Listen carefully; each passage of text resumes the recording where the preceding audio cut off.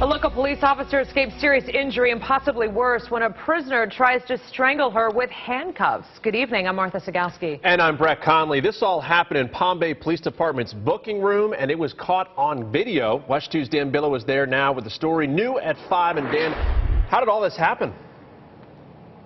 Well, Brett, it all started when police made a relatively routine arrest for loitering and prowling. The prisoner looked harmless enough, but the booking room camera shows what happened next. 36-year-old Jeannie Poff on the left approaches Officer Victoria Rodriguez and is told to get back in her place. That's the first indication the officer had that something was up. Poff, under arrest for misdemeanor loitering and prowling, is getting her mugshot taken last Monday in the police department booking room. Now, police say Poff approaches again with the officer's back turned. She slips out of her handcuffs and tries to use the cuffs to choke the officer. They both go down, and other officers come running.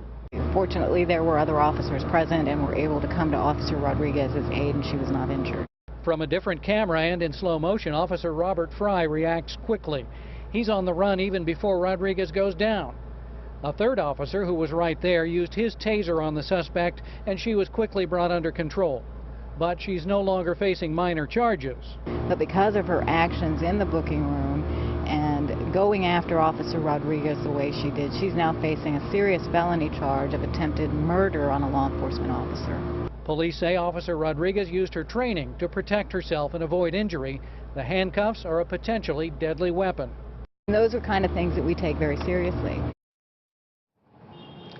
The charge the suspect now faces carries the potential of life in prison. The suspect has a history of drug arrests and is on probation, which means she'll go back to prison while she's prosecuted for this new charge of attempted murder. We're live in Palm Bay, Brevard County. Dan Billow, West 2 News.